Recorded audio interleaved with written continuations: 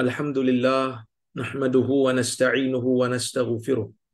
Wa na'udzu billahi min syururi anfusina wa min sayyiati a'malina.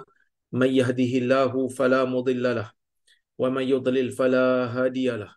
Asyhadu an la ilaha illallah wahdahu la syarika lah wa asyhadu anna Muhammadan 'abduhu wa rasuluh. Allahumma salli wa sallim ala Muhammad wa ala alihi wa sahbihi ajma'in. يا أيها الذين آمنوا اتقوا الله حق تقاته ولا تموتن إلا وأنتم مسلمون. يا أيها الناس اتقوا ربكم الذي خلقكم من نفس واحدة وخلق منها زوجها وبث منهما رجالا كثيرا ونساء واتقوا الله الذي تساءلون به والأرحام إن الله كان عليكم رقيبا. يا أيها الذين آمنوا اتقوا الله وقولوا قولا سديدا يصلح لكم أعمالكم ويغفر لكم ذنوبكم ومن يطع الله ورسوله فقد فاز فوزا عظيما. فإن أصدق الحديث كتاب الله وخير الهدي هدي محمد وشر الأمور محدثاتها وكل محدثة بدعة وكل بدعة ضلالة. أما بعد, muslimin dan muslimat yang dirahmati oleh Allah Subhanahu wa taala sekalian. Alhamdulillah, pada hari ini kita dapat bersama-sama untuk kita sambung semula kuliah kita menggunakan kitab Umdatul Ahkam yang ditulis oleh Al-Imam Abdul Ghani Al-Maqdisi rahimahullahu ta'ala. InsyaAllah kita nak sambung hari ini. Sebenarnya kalau kita perasan, kuliah yang lepas kita dah baca dah hadis nombor 113, iaitu hadis yang berbicara tentang larangan untuk berkata-kata di dalam salat. Tetapi saya tengok dalam catatan saya, kita hanya membicarakan tentang hadisnya sahaja, tetapi kita tidak menghuraikan isu-isu yang terkandung di bawah hadis ini. Jadi saya fikir kita sambung balik perbincangan berkenaan dengan hadis nombor 113 ni, kemudian kita bahas isu-isu yang terkandung di bawah hadis yang kita baca ini. Kata Al-Imam Abdul Ghani Al-Maqdisi an Zaidin ibni Arqam radhiyallahu anhu qala kunna natakallam fi salah yukallimu ar-rajulu sahibahu wa huwa ila janbihi fi salah hatta nazalat wa qumu lillahi qanitin fa umirna bis-sukut wa nuhina 'anil kalam. Yang bermaksud daripada Zaid bin Arqam radhiyallahu anhu, dia mengatakan kunna natakallam fi salah. Zaid bin Arqam ni sahabat Nabi sallallahu alaihi wasallam. Ketika Nabi sallallahu alaihi wasallam telah wafat, dia bercerita kepada anak murid dia. Dia kata, dulu ni kami golongan sahabat ni bercakap dalam salat. Bercakap dalam salat, maksud bercakap dalam solat ni bercakap sungguh lah. Kan? Bercakap betul-betul. Apa maksud bercakap dalam solat? Maksudnya orang yang sedang bersolat tu, dia boleh pula bersembang dengan orang sebelah dia. Dia bersembang dengan orang sebelah dia, dia tanya. Kalau nak tanya rakaat, dia boleh tanya. Berapa rakaat dah? Jadi orang tu boleh jawab lah. Orang tu boleh jawab, 2 rakaat. 3 rakaat. Ini di peringkat awal. Di peringkat awal Islam, maka dibenarkan untuk orang-orang Islam ni bertanya, bercakap di dalam salat. Kata Zaid bin Arqam, yukallimu rajulu sahibahu. Seorang lelaki boleh bercakap dengan orang yang berada di sebelah dia dalam salat. Orang sebelah dia tengah solat juga, dia boleh tanya. Kan? Itu yang saya sebut tadi tu. Boleh tanya berapa rakaat. Kan? Berapa rakaat dah? Dia boleh jawab. Sebenarnya rakaat kita dah banyak ni lah. Dia boleh jawab. Jadi, itu peringkat awal Islam. Apabila turunnya ayat Allah Azza wa Jalla memerintahkan orang-orang Islam ni supaya mereka ini waqumu lillahi qanitin. Ya, Allah Subhanahu wa taala memerintahkan orang Islam berdiri bersalat untuk Allah Azza wa Jalla dalam keadaan yang bersungguh-sungguh. dalam keadaan yang tidak, orang kata, uh, main-main, sungguh-sungguh taat, khusyuk dalam salat, jangan bercakap lagi dah. Maka pada waktu itulah kata Zaid bin Arqam, fa umirna bisukut, lalu kami diperintahkan untuk diam, wa nuhina 'anil kalam, dan kami dilarang daripada bercakap, yakni di dalam salat. Hadis riwayat Bukhari dan juga riwayat Imam Muslim. Jadi bila sebut waqumu lillahi qanitin, bila disebutkan dalam surah Baqarah ni, Allah Azza wa Jalla berfirman waqumu lillahi qanitin. Al-Imam Al-Qurtubi mengatakan al-qunut yansarifu fi syara' wal lughah ala anha mukhtalifah. Imam Qurtubi kata bila disebut perkataan qanitin diambil daripada perkataan qunut. Dari sudut syarak dan bahasa ada beberapa makna. Ada yang bermakna ketaatan, ada yang bermakna diam, ada yang bermakna lama berdiri, ada yang bermakna khusyuk, ada yang bermakna doa. Sebab tu doa tu dipanggil qunut, doa qunut. Ada yang bermakna ikhlas.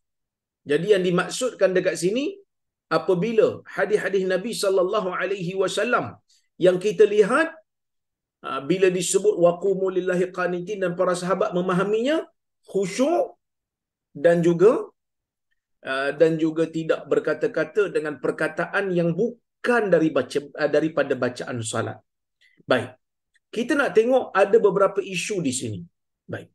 Pertama, sesiapa yang berkata-kata, selepas turunnya ayat ni, siapa yang sengaja berkata-kata, bercakap dalam salat, bercakap dalam salat yang mana itu bukan bacaan salat, dia bercakap, maka bacaan itu ataupun perkataan itu ataupun percakapan itu akan membatalkan salat jika ia dilaksanakan dengan sengaja.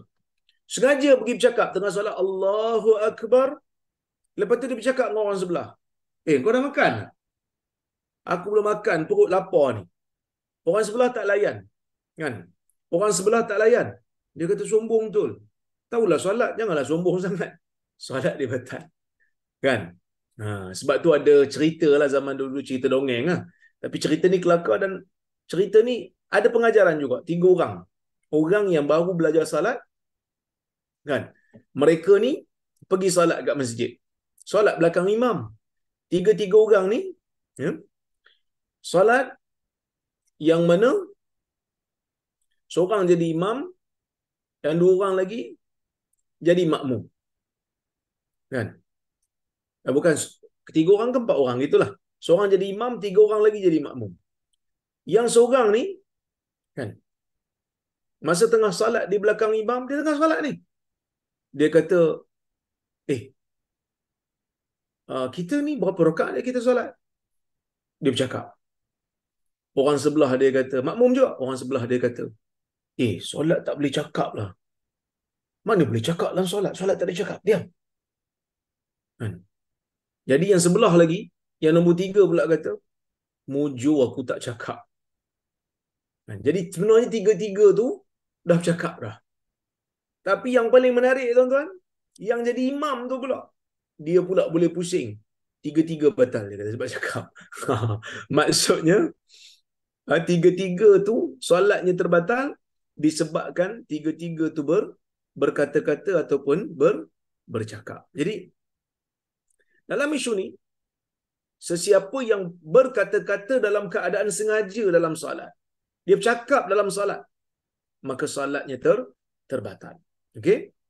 Ibnul Munzir mengatakan, ajma'a ahlul ilmi ala anna man takallama 'amidan li kalami wa huwa la yuridu islaha syai'in min amriha anna salatahu fasidah.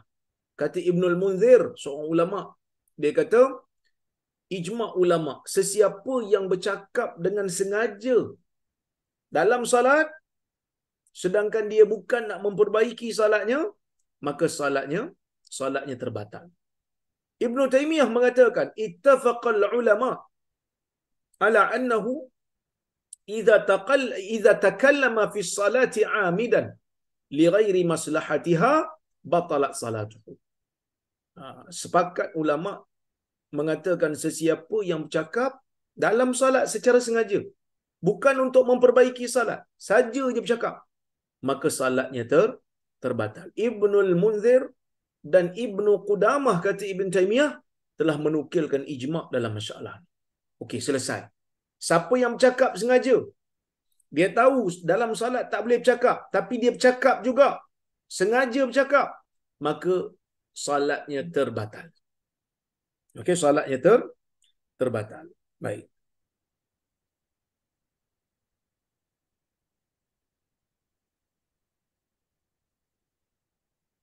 Ya, tuan. Okey.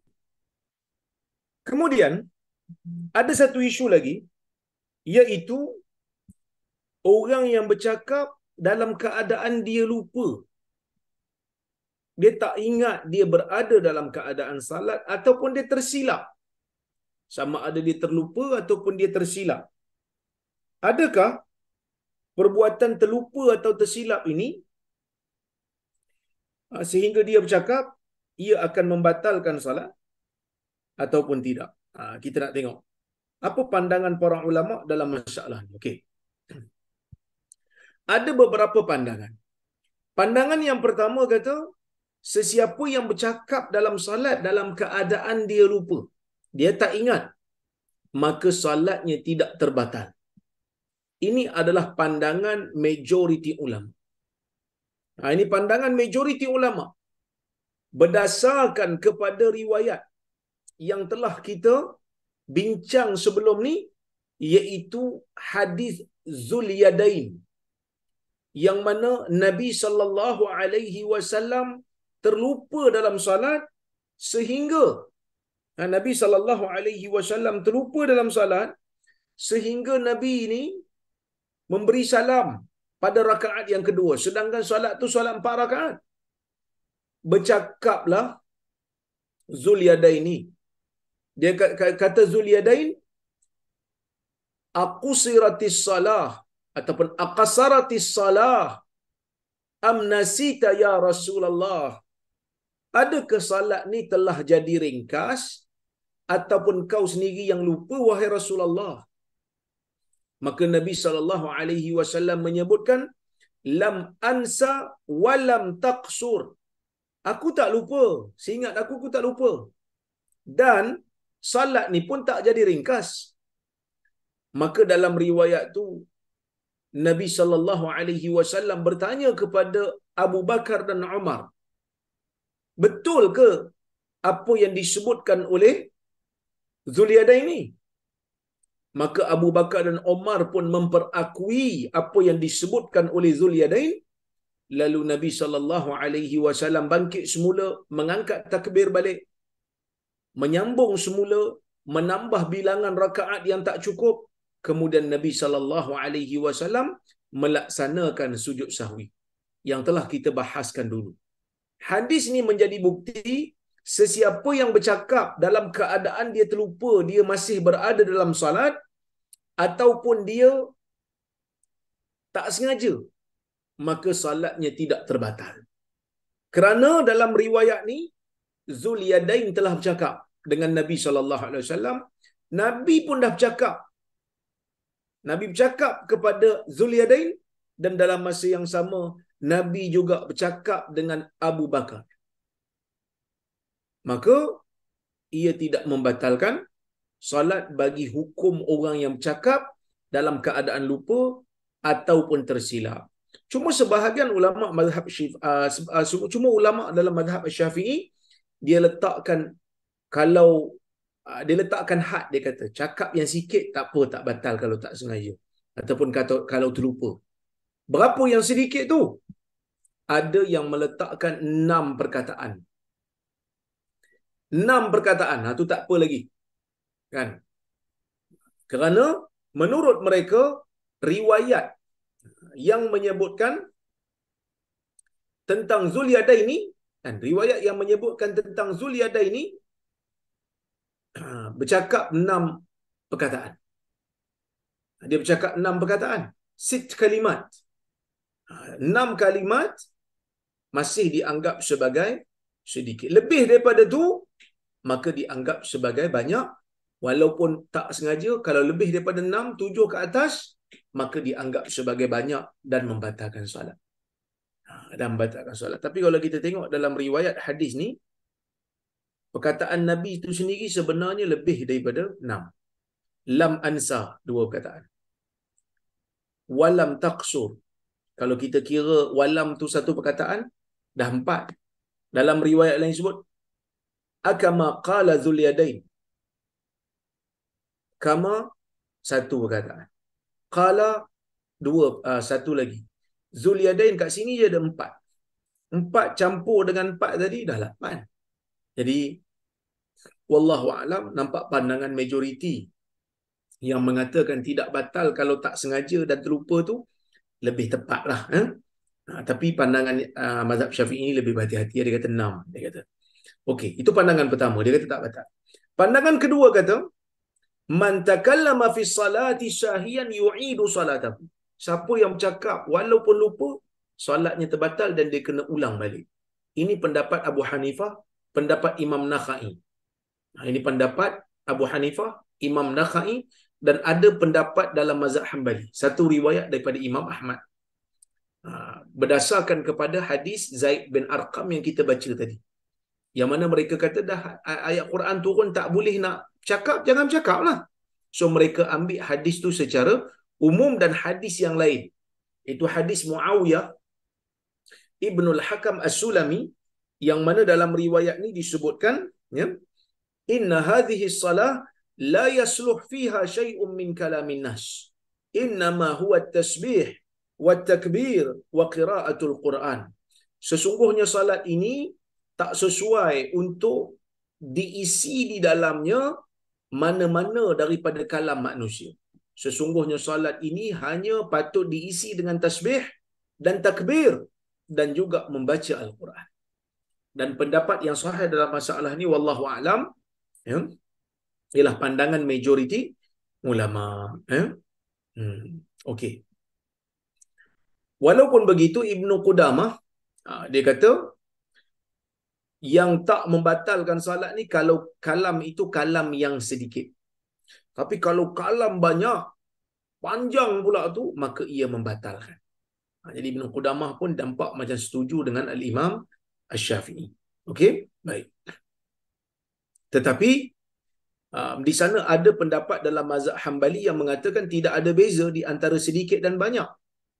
Kerana kalam yang terlupa ni dimaafkan kerana terlupa. Dan apa yang dimaafkan kerana terlupa ni tak ada beza banyak dan sedikit. Sama macam orang yang terlupa ketika berpuasa dan dia makan. Adakah puasanya batal? Puasanya tak batal sebab dia lupa. Tak kira lah dia makan satu pinggan ke, dia makan satu guni ke, dia minum satu gelas ke, dia minum satu ton ram ke, selagi mana dia terlupa, maka puasanya tidak batal. Maka itulah juga hukum yang lebih kurang sama. Wallahu a'lam, ini pandangan yang saya kira lebih tepat. Walaupun pandangan mazhab Syafi'i itu lebih teliti dan lebih berhati-hatilah. Wallahu a'lam. Okey. Kalau seseorang tu dia tak lupa, dia tak silap, tapi dia bercakap tu sengaja, cuma dia jahil terhadap hukum hakam salat. Dia bercakap tu sebab dia jahil. Sengaja bercakap tapi jahil, tak tahu solat ni tak boleh bercakap. Okey? Baik. Di sini ada pandangan ulama yang mana dalam mazhab Al-Imam Syafi'i rahimahullah dan sebahagian Hanbali yang mengatakan kalau dia memang jahil dan perkataan dia itu sedikit, iaitu tidak lebih daripada 6 perkataan, maka salatnya tidak terbatal. Kalau lebih, maka dalam mazhab Syafi'i ada 2 pandangan. Pandangan yang pertama batal lah, pandangan yang tepat, pandangan yang muktamad dalam mazhab Syafi'i, batal salat. Batal salat. Okey? Dalilnya adalah dalil Muawiyah bin Al-Hakam punya riwayat tadi, yang mana Muawiyah ni solat bersama dengan Nabi sallallahu alaihi wasallam. Lalu solat dengan Nabi bersama dengan sahabat-sahabat yang lainlah berjemaah. Tiba-tiba ada seorang lelaki daripada kalangan sahabat yang salat juga, dia bersin. Lalu Muawiyah ni pun bila dengar orang bersin, dia pun sebut yarhamukallah, moga Allah merahmati kamu. Kan? Jadi lepas daripada salat tu terus Nabi tegur dia. Solat ni tak boleh cakap, Nabi kata. Solat ni sepatutnya diisi dengan tasbih, dengan takbir dan dengan bacaan Quran. Tapi Nabi tak suruh dia ulang salat dia. Nabi tak suruh Muawiyah ni ulang salat. Pasal apa Nabi tak suruh?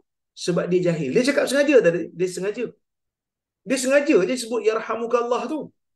Tapi kenapa Nabi tak suruh dia ulang balik salat? Kan dia dah bercakap. Kerana dia jahil tentang hukum hakam salat. Maka sebab tu salatnya tidak terbatal. Baik. Tapi kalau dia mengetahui solat tak boleh bercakap, dia bercakap juga, cuma dia jahil, dia tak tahu yang bercakap tu boleh batalkan solat. Tadi yang kita bincang tadi ni, dia tak tahu dalam solat tak boleh bercakap. Maka kalau kata-katanya itu sedikit, dimaafkan. Kata-katanya sedikit, dimaafkan. Tak batal solat lah. Tapi kalau dia tahu dalam solat tak boleh bercakap, dia bercakap juga, cuma dia tak tahu cakap tu boleh batalkan solat. Faham tak? Ada dua beza ni. Satu, tak tahu bercakap tu boleh batalkan solat. Yang kedua, dia tahu solat tak boleh cakap, tapi dia tak tahu cakap tu boleh batalkan solat. Yang kedua ni, solat dia batal. Kerana dia tahu solat tak boleh cakap. Cuma dia jahil bab hukum je.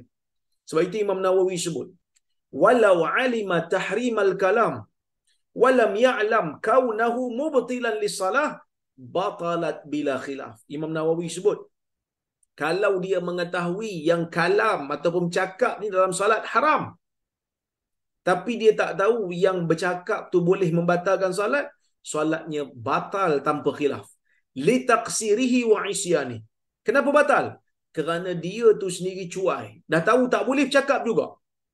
Dan dia dah tahu tak boleh, dia buat juga. Maksudnya dia langgar juga kerana kemaksiatan yang dia buat.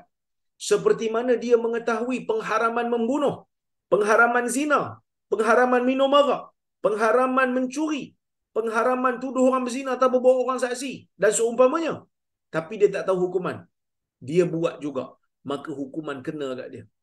Dan dia tidak diberi uzur dalam masalah ni kerana dia tahu bab pengharaman tu. Itu yang disebutkan oleh Al-Imam An-Nawawi rahimahullahu ta'ala. Baik. Kemudian, kalau dia bercakap sengaja dalam solat kerana kepentingan solat tu sendiri. Macam mana kepentingan solat? Contohnya macam dia ni bercakap kerana nak menegur imam. Imam bangun rakaat yang kelima. Dia nak tegur imam. Dia bercakap terus, imam silap tu, turun. Dia bercakap dalam solat. Dia batal ke tidak? Majoriti ulama mengatakan batal. Majoriti ulama mengatakan batal. Sebab apa? Sebab Nabi SAW jelas menyatakan tak boleh bercakap. Dalam apa keadaan sekalipun tak boleh bercakap. Kalau bercakap juga, batal salat. Bahkan Nabi SAW ketika para sahabat cakap dalam salat, Nabi sedang menjadi imam, Nabi tak bercakap dengan sahabat. Sedangkan itu adalah satu keperluan. Tetapi Nabi SAW memilih untuk selesaikan salat, lepas tu baru Nabi tegur orang yang buat silap dalam salat. Baru Nabi tegur, inna hadhihi salah la yasluh syai'un min kalamin nas. Salat ni tak bercakap, Nabi kata. Tapi Nabi tegur bila? Bukan Nabi tegur dalam salat. Nabi tegur selepas daripada memberi salam. Pandangan yang kedua adalah pandangan Al-Auza'i dan satu pandangan dalam mazhab Hambali. Mereka kata, boleh cakap kalau ada kepentingan, kalau nak memperbetulkan gerakan salat. Apa dalil mereka? Dalil mereka ialah hadis Zulyadain tadi, yang mana Nabi SAW cakap dengan Zulyadain. Ketika Zulyadain menegur Nabi SAW, yang Nabi ni terlupa, Nabi siap tanya lagi Abu Bakar, Nabi siap tanya lagi Umar. Tanya, betul ke dia cakap? Betul. Nabi terus sambung soalan. Pandangan yang tepat adalah pandangan majoriti ulama. Kenapa pandangan majoriti ulama tepat? Kerana dalil yang mereka gunakan lebih tepat. Walaupun dalil yang digunakan oleh pandangan kedua itu sahih. Dalil yang mereka guna sahih. Tetapi tidak tepat. Kenapa? Kerana Nabi bercakap tu bukan kerana Nabi tahu Nabi sedang berada dalam salat.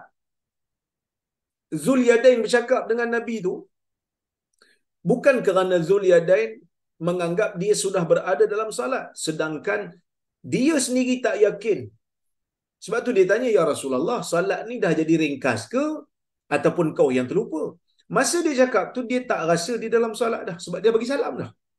Maka sebab itu, ya, kata Syekh, pengarang kitab Miskul Khitam ni, dia kata, pandangan yang tepat adalah pandangan majoriti. Sebab apa? Dia kata ada pun pendalilan pandangan kedua yang mengatakan boleh bercakap kalau untuk kepentingan salat menggunakan hadis Zulyadain tadi. Ibnul Munzir menyebutkan, dia kata, imam bercakap sedangkan dia menyangka dia berada di luar salat. Manakala orang yang bercakap dengan Nabi SAW dalam kisah itu, iaitu Zulyadain, mereka menganggap imam telah memberi salam. Memberi salam. Oleh kerana itulah, pandangan yang tepat, wallahu alam, pandangan yang mengatakan batal solat jika bercakap walaupun untuk kepentingan solat. Okey. Kalau seseorang itu bercakap tanpa maksud, maksudnya dia tak terlupa, dia bukan jahil, tapi dia bercakap tu di luar kawalan. Dalam masyarakat kita ni kadang-kadang ada satu istilah yang dipanggil melatah. Dia tengah solat, tiba-tiba dia terkejut, terkeluar daripada mulut dia tanpa kawalan dia. Ataupun orang yang ketawa tanpa kawalan. Ini Imam Nawawi sebut. Kata Imam Nawawi, faman sabaqa lisanuhu ilal kalami bighairi qasd aw ghalabahu ad-dhahak aw al-atas aw sa'al wa bana minhu harfan aw takallama nasiyan kaunahu fi salah aw jahilan tahrimal kalam fa in kana dhalika yasiran lam tabtul salatuhu bila khilaf indana. Dia kata kalau dia bercakap tu tanpa ada maksud, tanpa kawalan, sama juga macam tadi. Kalau sikit tak batal menurut mazhab Imam Syafi'i. Kalau banyak maka batal. Macam mana banyak? Banyak ni kalau sebahagian ulama mazhab Syafi'i mengatakan kembali pada uruf lah. Kalau tak, ada yang kata tengok lebih pada 6 perkataan dikira banyak. Tapi saya dah sebut tadi, dalam mazhab Hanbali mereka tidak membezakan kalam yang banyak atau sedikit, selagi mana lupa, selagi mana tidak maksudkan, maka tidak menjadi masalah di situ. Tidak menjadi masalah di situ. Okey. Ini pendapat Hanbali lah, tidak membatalkan. Saya cenderung pada pendapat ni. Dengan syarat tak sengaja. Dengan syarat di luar kawalan. Ya? Baik. Kemudian, ketawa dalam salat membatalkan salat ataupun tidak? Pandangan yang tepat, ketawa membatalkan salat. Makan membatalkan salat, ketawa berdekah pun membatalkan salat. Ya? Ketawa tu maksudnya sampai terkeluar suara. Itu membatalkan salat. Tapi kalau tersenyum macam mana? Senyum je. Tak keluar suara, hanya senyum. Senyum tidak membatalkan salat selagi mana tidak mengeluarkan suara. Cuma ada pandangan daripada Ibn Sirin dan juga Ibn Hazmin kata senyum pun tak boleh dalam solat ni. Batal juga. Pendapat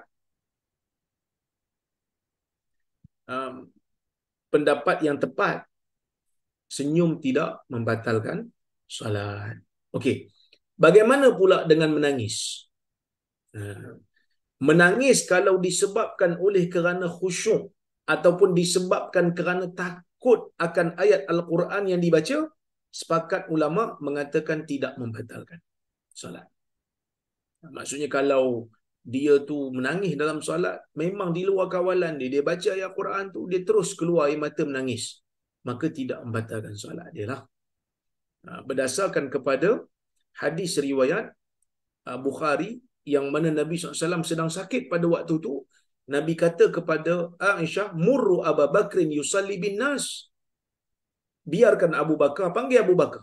Biar dia bersalat menjadi imam kepada manusia ganti Nabi SAW yang sedang sakit. Maka Aisyah kata, inna Abu Bakar rajulun raqiq, idza qara'a ghalabahul buka. Ya Rasulullah, sesungguhnya Abu Bakar ni seorang lelaki yang lemah jiwanya, yang lembut, yang lunak jiwanya. Kalau dia baca Quran dalam salat, dia boleh menangis yang mana di luar kawalan.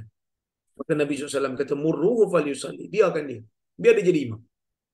Tapi kalau menangis tu bukan disebabkan oleh kerana khusyuk. Kan? Bukan disebabkan oleh kerana khusyuk. Contohnya dia berada dalam salat, tiba-tiba dia terdengar orang bersembang sebelah dia. Dia terdengar orang bersembang di luar bilik dia. Lalu dia menangis. Dia sedih dan dia menangis. Kan? Contohnya macam dia tengah salat, dia terdengar ada orang meninggal dunia yang dia sayang. Dia terdengar orang bersembang. Lalu dia menangis. Dia kena tengok. Kalau dia tak mampu nak kawal tangisan tu, maka tidak menjadi masalah. Tak batal salat adalah menurut majoriti ulama. Menurut keseluruhan para ulama. Okey? Tapi kalau dia boleh kawal, kalau boleh kawal, maka dalam keadaan tu, dia menangis juga. Dia boleh kawal, tapi dia menangis juga. Maka dalam keadaan tu, kalau terhasil 2 huruf daripada suara tangisan dia tu, 2 huruf je terzahir. Alif dengan ha. Contohnya. Ha. Maka batal solatnya. Okey. Itu bab bercakap, menangis dan ketawa. Kita masuk kepada hadis yang berikutnya, hadis 114. Kata Al-Imam Abdul Ghani Al-Maqdisi rahimahullah, an Abdullah ibni Umar wa Abi Hurairah radhiyallahu anhuma an Rasulillah sallallahu alaihi wasallam annahu qala idza ishtadda al-har fa abridu 'anis salah fa inna shiddatal har min fayhi jahannam. Yang bermaksud daripada Abdullah bin Umar dan Abi Hurairah radhiyallahu anhuma daripada Rasulullah sallallahu alaihi wasallam, yang mana Rasulullah SAW bersabda, apabila panas itu menjadi bersangatan, bila panas jadi panas sungguh, maka fa'abridu 'anis salah, maka tunggu sejuk dulu. Jangan laksanakan salat tengah-tengah panas rembang tu. Tunggu sejuk dulu, tunggu teduh sikit dulu. Fa inna shiddatal har min fayhi jahannam. Kerana panas yang melampau ni daripada bahang api neraka Jahannam. Hadis riwayat Bukhari dan Muslim. Okey. Hadis ni secara tidak langsung kita dapat faham di sana ada rukhsah daripada Nabi sallallahu alaihi wasallam kepada orang yang nak melaksanakan salat di tengah panas rembang untuk lewatkan sedikit salat. Kita akan tengok beberapa isu yang berkaitan dengan bab ni. Yang pertama, hikmah daripada pelaksanaan salat. Hikmah daripada pelaksanaan salat yang sedikit lewat apabila dalam keadaan yang panas terik ni. Biasanya para ulama bila bahas tentang isu melewatkan salat disebabkan panas ni, mereka bahas tentang salat zuhur. Kenapa salat lain mereka tak bahas? Kerana salat lain matahari tak rembang. Matahari rembang sungguh ni, matahari panas sungguh ni adalah waktu zuhur. Kerana waktu zuhur tu waktu matahari baru tergelincir. Tengah-tengah langit gelincir sikit, maka masuk waktu zuhur. Waktu zuhur adalah waktu yang panas. Apa hikmahnya? Bila Nabi SAW memberikan keizinan untuk dilewatkan sedikit supaya panas tu berkurangan. Kata Ibn Rajab. Ibn Rajab kata, wakhtalafu fil ma'na alladhi li ajlihi amara bil ibrad. Para ulama berbeza pendapat, kata Ibn Rajab. Para ulama berbeza pendapat kenapa Nabi SAW ni, apa makna Nabi ni, ataupun apa sebab yang menjadikan Nabi SAW ni memerintahkan untuk sejukkan sedikit bila nak melaksanakan zuhur. Maksud lewatkan sikit. Faminhum man qal huwa husulul khusyu' fi salat. Sebahagian ulama kata sebab nak dapatkan khusyuk dalam salat. Apa maknanya? Sebab kalau salat dalam keadaan panah terik, khusyuk tu dia tak mari. Khusyuk tu dia payah nak datang. Sebab apa? Sebab panas sangat. Panas sangat ni menyebabkan orang jadi tak khusyuk dah. Orang jadi tak khusyuk dah. Okey. Fa inna salah fi shiddatil har kasalah bi hadrati ta'am tatawaqqa nafsuhu ilaihi.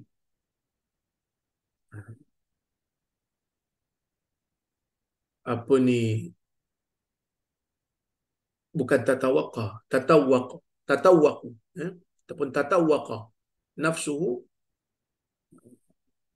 ilaihi. Maksudnya kerana salat pada waktu yang panas sangat ni adalah seperti mana salat dalam keadaan makanan telah tersedia. Makanan telah tersedia. Jadi dia kena pergi solat pula. Jadi jiwa dia terikat. Jiwa dia terikat dengan makanan tersebut. Jadi sebab itu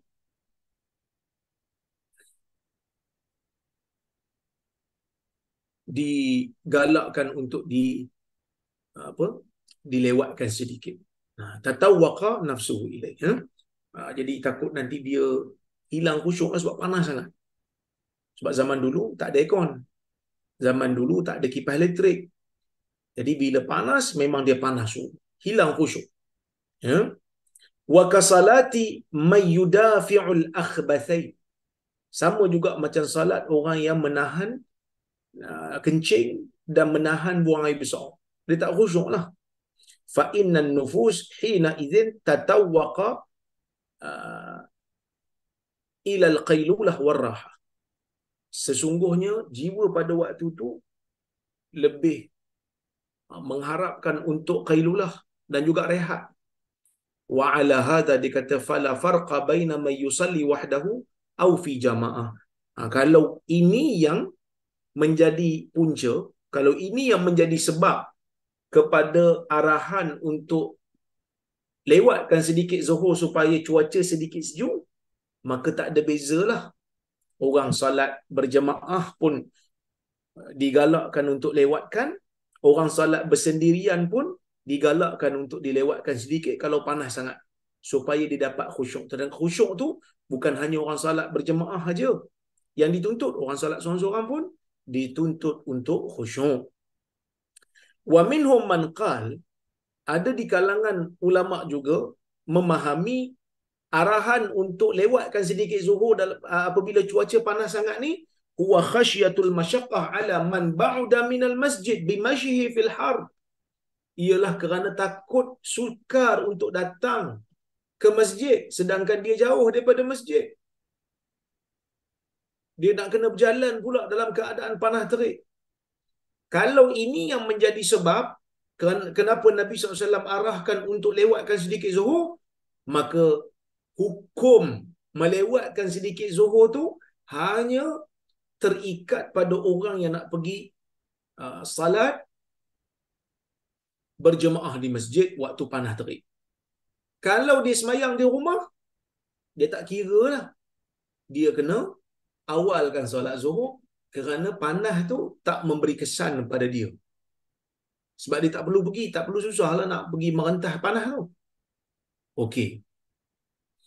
Ada juga di kalangan ulama kata Nabi SAW suruh lewatkan sedikit solat zuhur kerana waktu tu adalah waktu neraka Jahannam sedang menyebarkan bahangnya. Ini berdasarkan hadis Muslim daripada hadis Amr bin Abasah daripada Nabi sallallahu alaihi wasallam, yang mana Nabi SAW kata as-salatu mashhudah mahdurah hatta yastaqilla dhillu birrumuh summa aqsir 'anis salah fa inna hina idzin tusjaru jahannam fa idza aqbala al-fay fasalli fa inna as-salata mashhudah mahdurah hatta tusalli al-'asr. Yang bermaksud, hadis ini panjang, dia ada awal lagi. Nabi SAW bagi tahu tentang salat, waktu-waktu yang boleh salat dan tak boleh salat. Nabi menyebutkan tentang solat subuh. Lepas waktu solat, subuh habis dengan terbit matahari, Nabi kata berhenti sehingga masuk waktu duha boleh solat. Lepas tu Nabi kata waktu duha ni solat. Kerana solat ni disaksikan oleh malaikat, mahdurah, dihadiri oleh malaikat dan juga disolat oleh makhluk-makhluk ataupun malaikat yang lain juga. Hatta yastaqilla dhillu birrumuh, sehingga apabila boleh salat, sehingga apabila bayang tu jadi tak ada. Maksudnya bila matahari tegak atas kepala, jangan salat. Summa aqsir 'anis salah, berhenti salat. Bila matahari tegak atas kepala, fa inna hina idzin tusjaru jahannam, kerana pada waktu tu jahannam sedang dipanaskan. Neraka jahannam sedang. Fa idza aqbala al-fay, bila terbit semula bayang, maka waktu tu waktu zuhur dah masuk, maka salatlah. Kerana salat pada waktu tu disaksikan dan dihadiri, sehinggalah boleh salat pada waktu tu sampailah pada waktu asar. Lepas asar, bila dah salat asar, dah tak ada waktu salat sehingga masuknya maghrib. Jadi para ulama berbeza pendapat tentang hikmah kenapa Nabi SAW suruh lewatkan sedikit zuhur tu. Ada yang kata kerana panas sangat jadi susah nak pergi masjid. Kalau orang solat sendirian di rumah tak ada masalah lah, boleh solat zuhur terus. Ada yang kata kerana waktu tu waktu neraka jahanam sedang mengeluarkan bahangnya, jadi tak perlulah kita solat dulu, tunggu sampai sejuk. Ada yang kata tak, nak bagi khusyuk. Jadi kalau nak bagi khusyuk, solat bersendirian pun boleh, disyariatkan untuk lewatkan. Solat ramai-ramai pun sama, di masjid pun sama. Kerana pada zaman dulu panah ni dirasai oleh semua orang. Yang solat sendirian di rumah pun sama, yang solat di masjid pun sama. Tapi wallahu ta'ala alam, dengan adanya aircon, dengan adanya kipas pada zaman ni, saya melihat kalau tidak ada masalah untuk diawalkan solat zuhur tanpa ada gangguan khusyuk, tanpa ada kesukaran untuk pergi ke masjid, sedangkan kereta pun ada aircon, maka elok diawalkan zuhur tu pada awal waktu lah. Okey. Kita sebut Nabi SAW mengarahkan dilewatkan solat zuhur kalau panas sangat. Jadi apa hukumnya? Wajib ke tak wajib? Wajib ke boleh? Wajib ke harus? Ada dua pandangan ulama. Pandangan pertama kata sunat untuk lewatkan kalau keadaan tu terlalu panas. Ini adalah pandangan majoriti ulama. Berdasarkan hadis yang kita baca tadilah. Pandangan kedua kata tak. Ia hanya kebenaran. Dia bukan sunnah. Dia hanya harus sahaja. Kerana salat di awal waktu lebih baik. Ini adalah pendapat minoriti. Sebahagian ulama mazhab Syafi'i. Tapi pendapat yang sahih ialah pendapat majoriti lah. Itu kenapa mereka kata hanya harus bukan sunat? Kerana mereka melihat kepada satu hadis riwayat Imam Muslim, iaitu hadis Khabbab bin Al-Arat. Hadis Khabbab bin Al-Arat mengatakan, syakawna ila Rasulillah SAW as-salah fi ramdha falam yashkun. Yang bermaksud, kami mengadu kepada Nabi SAW kerana panasnya salat di pasir yang panas. Nabi SAW tidak mendengar keluhan kami, ataupun Nabi tak memberi keringanan lah pada keluhan kami tu. Nabi biar je. Jadi dia kata, asal ni solat di awal waktu lah, sebab tu Nabi tak ambil peduli sangat. Nabi tak izinkan untuk lewatkan solat. Tapi hadis ini, majoriti ulama jawab. Dia kata, Nabi tak benarkan mereka ini, Nabi tak layan aduan mereka ini kerana mereka cuba untuk melewatkan sangat waktu. Sehingga nak keluar dah waktu, baru mereka nak salat. Maka sebab tu Nabi tak benarkan. Ada juga yang kata riwayat ini telah pun dimansuhkan dengan riwayat yang kita baca awal tadi, iaitu riwayat Ibnu Umar dan juga Abu Hurairah. Ada juga yang kata yang dimaksudkan dengan falam yashkuna, maksudnya Nabi SAW tidak melayan aduan kami kerana sepatutnya kamu dah tahu dah boleh lewatkan sikit. Tapi takwilan ni macam jauh sikit lah. Takwilan ni macam jauh sikit kerana ada riwayat di dalam Sunan Baihaqi yang mengatakan Nabi SAW arahkan solat juga. Nabi kata sallu idza zalatis syams. Solat bila matahari tergelincir solat. Dan tepatnya wallahu alam, boleh jadi hadis ni mansuh, boleh jadi mereka terlalu nak melewatkan solat sehingga hampir-hampir nak keluar waktu, sebab tu Nabi tak benarkan. Yang dibenarkan hanyalah dilewatkan sedikit sahaja. Kita akan bincang nanti insya-Allah apa kadar nak melewatkan tu, kita akan tengok. Sebelum datang bab tu, kita bincang dulu kalau solat Zuhur boleh dilewatkan, bahkan sunat dilewatkan kerana panah yang teramat sangat. Apa pula hukumnya kalau kita lewatkan solat Jumaat kerana panah, kerana sebab yang sama? Ulama berbeza pendapat, ya, majoriti ulama berpendapat solat Jumaat tak boleh. Solat Jumaat tak boleh untuk dilewatkan, sebaliknya solat Jumaat kena solat pada waktunya yang sama. Tak disunatkan lah, tak disunatkan untuk dilewatkan. Tapi di sana ada kecenderungan daripada Imam Bukhari yang mengatakan kalau terpaksa kerana terlalu panas, maka boleh untuk dilewatkan sedikit supaya sejuk sikit. Kerana ada riwayat daripada Anas bin Malik yang tidak membezakan di antara solat Zuhur dan solat Jumaat. Wallahu a'lam, nampak pandangan ini lebih menggunakan qiyas, dan qiyasnya itu bolehlah diterima.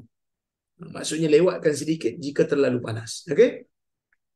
Tapi tuan-tuan, sekarang ni kalau kita tengok masjid-masjid kebanyakannya dah ada aircon.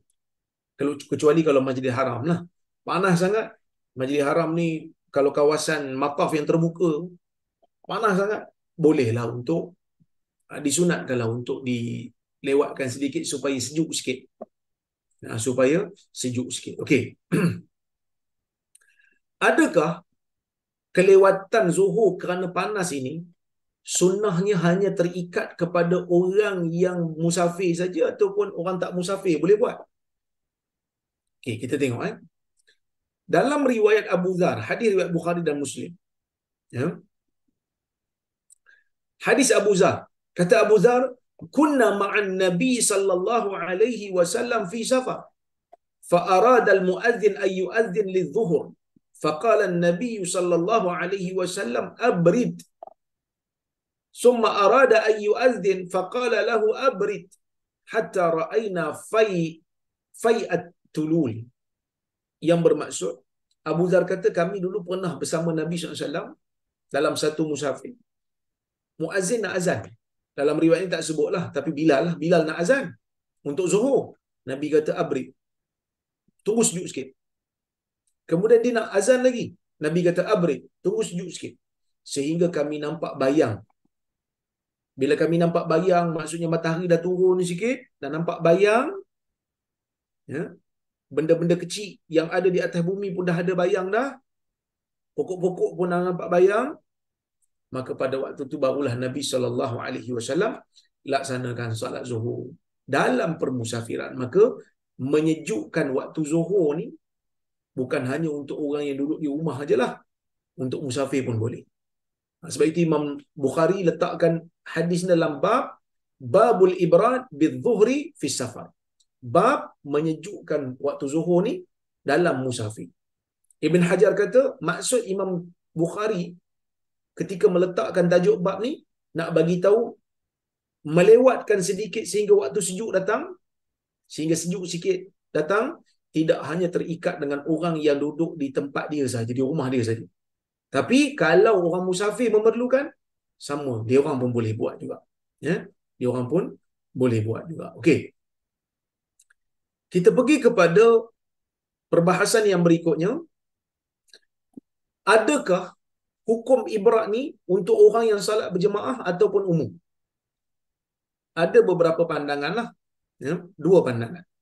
Pandangan yang pertama, ibrat dengan salat zuhur ni sewaktu panas yang terik, tak terikat dengan tempat, tak terikat dengan orang. Selagi mana panas tu bersangatan, sungguh-sungguh panas, maka disunatkan untuk dilewatkan sedikit. Sama ada dia nak salat berjemaah ke ataupun nak salat seorang-seorang. Ini pendapat majoriti lah. Nah, pendapat minoriti, dia kata tidak disunatkan untuk dilewatkan zuhur, melainkan di negara yang panas dan untuk orang yang salat berjemaah sahaja. Ini pendapat Imam Syafi'i. Wallahu alam, saya nampak pandangan ni lebih praktikal lah. Kerana kalau nak kira khusyuk, orang salat di rumah yang ada aircon pada waktu ni, kalau waktu tu panas di luar tapi rumah dia ada aircon, maka dia boleh salat di awal waktu. Kerana salat di awal waktu tu lebih dituntut lah. Lebih dituntut. Sebab tu Abu Ya'la Al-Hambali dia letakkan 3 syarat untuk disunatkan lewatkan sedikit zuhur sehingga waktu sejuk. Dia kata panas sangat satu, negara tu pun negara panas yang kedua, yang ketiga mesti bersalat berjemaah. Kalau dia solat seorang diri di rumah dia ataupun masjid tu tak panas pun, dia boleh pergi dalam keadaan sejuk, maka afdal untuk dia salat di awal waktu. Maka wallahu alam, saya nampak pandangan yang kedua ni lebih tepatlah. Okey, kita masuk pada persoalan yang saya tanya tadi. Nak lewatkan tu lewat sampai tara mana? Lewat sampai tara mana, ulama berbeza pendapat. Ada yang kata waktu untuk dilewatkan tu, kalau dia salat dengan akhir waktu tu still ada ruang waktu. Maksudnya bukan dia bagi salam terus azan asar. Tak. Tu dah lewat sangatlah. Maksudnya bila dia solat, dia bagi salam, nak azan asar pula ada waktu lanjutan. Ada lebihan waktu. Itu sebahagian pandangan. Ada yang kata, ini pandangan mazhab Syafi'i lah. Sebab mazhab Syafi'i kata, hukum lewatkan solat zuhur untuk tunggu waktu sejuk ni terikat dengan salat berjemaah. Jadi dia letakkanlah, dia kata, dilewatkan solat zuhur ni bagi orang yang nak solat berjemaah, dilewatkan sedikit sehingga matahari turun, dan matahari tu ada bayang, yang mana bayang tu kalau terkena pada dinding ataupun pada mana-mana dinding tu boleh jadi teduhan untuk orang berjalan pergi ke masjid. Itu sudah memadai. Itu sudah memadai. Okey. Ada juga yang kata jangan lebih daripada sepertiga akhir waktu. Lepas setengah waktu okey. Jadi tidak ada ketetapan ataupun tidak ada kesepakatan di kalangan para ulama dalam bab ni. Kenapa? Kerana Nabi SAW memberikan keluasan.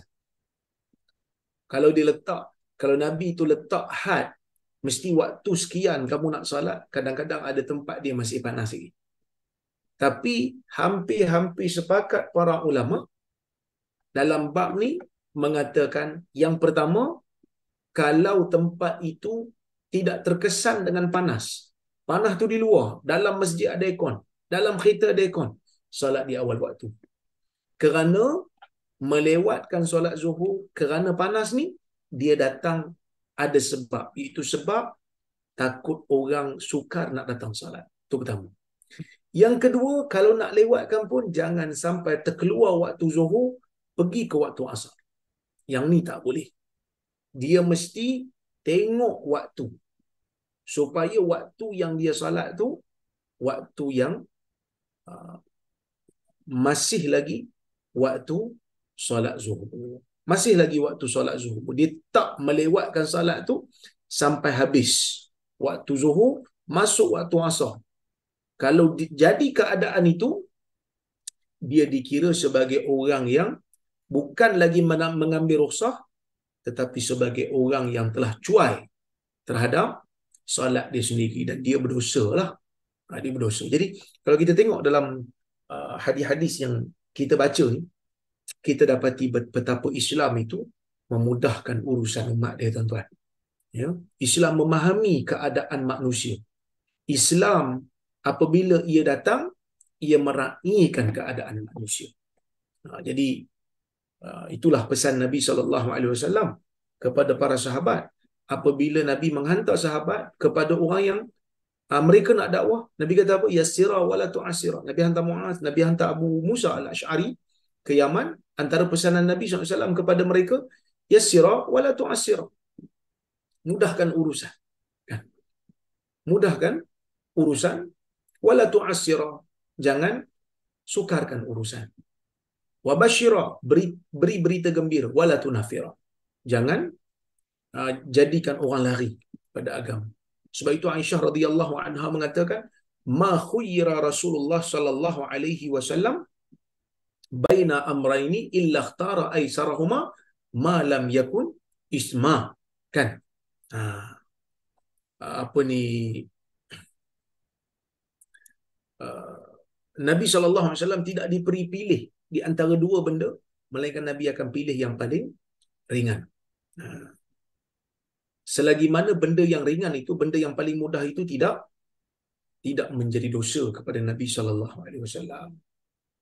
Okey, jadi itu sajalah yang boleh saya sampaikan pada hari ini. InsyaAllah jika ada kesempatan yang lain kita bertemu lagi. Kita tengok kalau ada soalan ataupun komentar. Soalan yang saya mampu je lah. Yang saya tak mampu saya tangguhkan dulu, insyaAllah.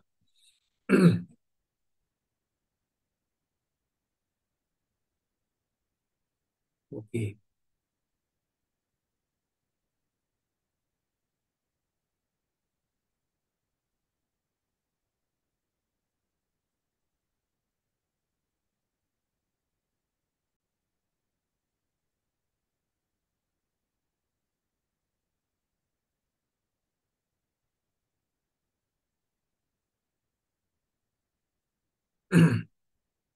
Saya suara pun ada problem ni, tuan-tuan. Suara tak tahu tiba-tiba hilang.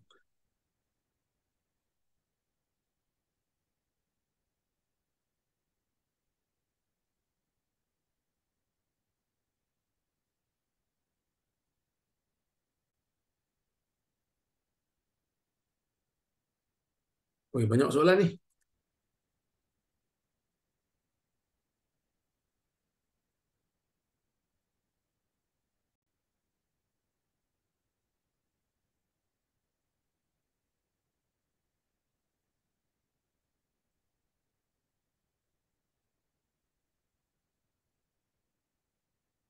Okey, ini ada soalan, dia kata, Assalamualaikum warahmatullahi wabarakatuh. Kalau tertelan sepihan kacang atau apa-apa sisa makanan dalam mulut ketika solat, adakah dikira makan dan membatalkan solat? Yang disepakati oleh para ulama ialah makanan besar lah. Tapi kalau makanan itu ada di celah-celah gigi kita, yang mana dia um, tak mampu untuk apa ni mengeluarkannya, maka ia dimaafkan. Ya, maka dimaafkan.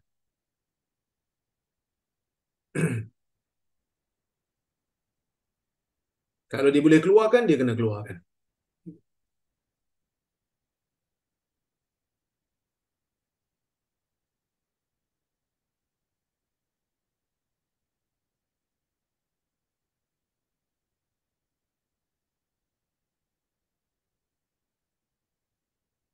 Assalamualaikum warahmatullahi wabarakatuh. Membatalkan solat dengan sengaja berdosa. Solat tidak boleh dibatalkan tanpa sebab ataupun tanpa uzur. Wala tubtilu a'malakum. Kamu jangan membatalkan solat kamu. Jadi sebab itu kalau tak ada sebab, ya, jangan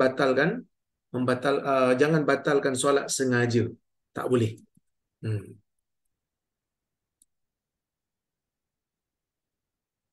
Kecuali kalau ada uzur lah. Kalau ada uzur, maka tidak ada masalah. Macam mana ada uzur? Contohnya, dia masuk dalam solat, tiba-tiba dia tengok anak dia nak jatuh daripada tempat yang tinggi. Maka dalam keadaan tu darurat. Kalau dia tak bantu anak dia mungkin tercedera. Maka dalam keadaan tu tak ada masalah. Tak ada masalah. Boleh untuk dibatalkan. Tapi kalau saja-saja dibatalkan tanpa ada sebab, sedangkan solat tu solat yang wajib, solat yang fardu, maka tidak dibenarkan oleh syarak. Hmm.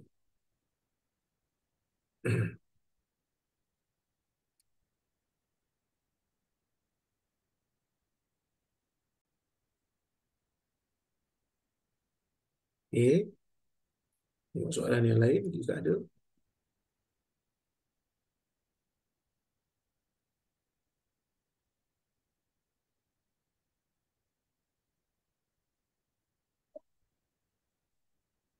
Tapi kalau solat tu,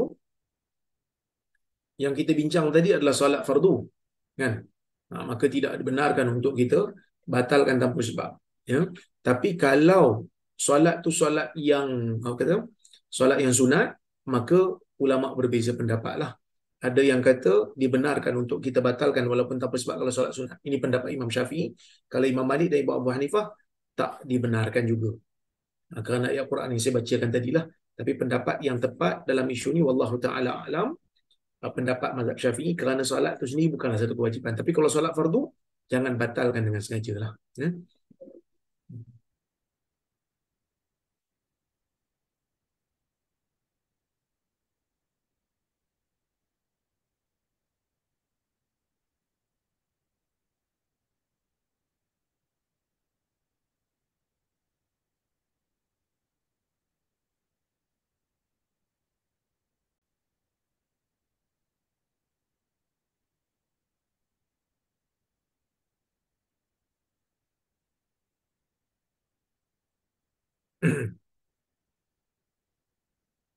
Doktor, apa sebabnya solat asar dan zuhur tak baca Fatihah dengan kuat?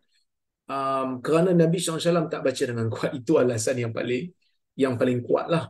Tapi para ulama mencari hikmah. Ada yang mengatakan waktu itu adalah waktu orang bekerja, orang bising. Jadi solat lebih utama dalam keadaan yang senyap. Ada juga yang kata kerana di zaman awal Islam, ketika pensyariatan salat berlaku, Islam masih lagi berada di Mekah pada ketika itu sebelum hijrah. Waktu siang, waktu orang dengar bacaan orang yang sedang salat, jadi disyariatkan baca perlahan. Bila malam, orang semua dah masuk dalam rumah, maka kalau baca kuat pun orang tak dengar. Lebih selamat untuk orang Islam. Tapi benda tu dikekalkan. Tapi jawapan yang paling tepat, kerana Nabi SAW tunjuk begitulah. Solat asar dan zuhur kalau baca kuat apa hukumnya? Baca kuat tidak membatalkan solat, tetapi tidak mendapat pahala sunnah lah. Kerana pahala sunnah membaca secara perlahan.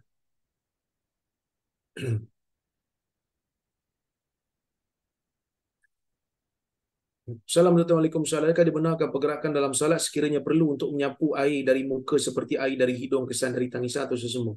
Adakah batas pergerakan yang boleh membatalkan dan mengurangkan solat? Okey, jazakumullah khair. Ini kita dah bahas dah dulu. Pergerakan yang banyak membatalkan solat dengan sepakat ulama. Cuma para ulama mengatakan pergerakan yang banyak berturut-turut tu mengikut kepada uruf. Dalam mazhab Syafi'i kata 3 pergerakan berturut-turut membatalkan solat. Dia letak had lah. Hambali dia tak letak had. Dia letak, dia kata tengok, orang tengok kalau dia bergerak macam tu, adakah orang masih menganggap dia solat ataupun tidak. Begitu. Ya.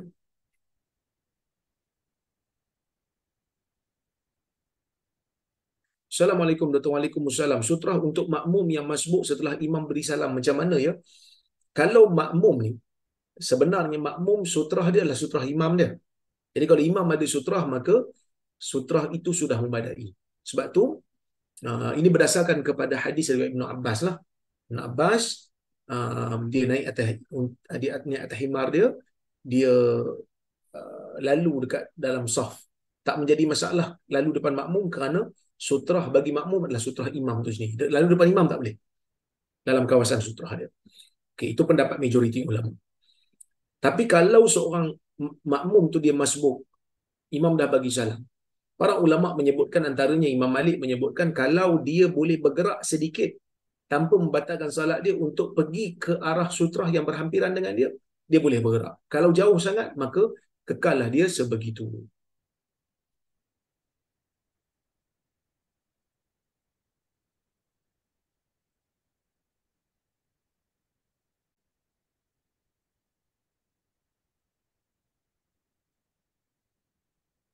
Assalamualaikum. Ustaz, Waalaikumsalam. Saya mau tanya tentang syarat solat untuk wanita di luar rumah. Di Singapura surau tak banyak dan kadang suka nak cari. Bila di luar time masuk waktu solat dan untuk menepati solat on time, kalau lelaki senang untuk solat di mana-mana. Kalau tak ada ruang atau bilik-bilik khas untuk solat, boleh tak solat di luar ataupun outdoor juga seperti lelaki, memandangkan tidak blok jalan. Kalau boleh tak nak jamak kalau tak darurat. Pertama sekali, orang perempuan ni syarat sah salat dia menutup aurat. Sama je lelaki menutup aurat. Kan? Dia perlu tutup aurat. Lepas tu, uh, masuk waktu dan sebagainya itu benda yang sama. Jadi kalau orang perempuan ni, uh, saya tak faham kenapa dia mesti nak kata surau. Sedangkan Nabi SAW menyebutkan, Ju'ilat lanal ardu masjidan wa tahura. Allah Ta'ala kata, Nabi kata Allah Ta'ala telah menjadikan bumi ini untuk umat aku sebagai tempat salat dan suci bumi. Jadi kita boleh salat di mana-mana saja. Selagi mana tempat tu bersih, tidak bernajis, maka boleh salat. Tak ada masalah. Lelaki ke perempuan ke, di mana-mana boleh boleh bersalat. Hmm. Tak semestinya salat di surau lah. Tapi kalau memang tak ada ruang, tak ada tempat, melainkan tempat yang ada bernajis, tempat yang ada tak selamat untuk dia solat kerana dia bimbang keselamatan dia, maka dalam keadaan tu bolehlah. Kalau dia bukan musafir, kalau dia musafir dia boleh jamak takhir lah. Kalau dia tak musafir dia boleh jamak tanpa kasar mengikut pandangan Hambali kerana ada kesukaran.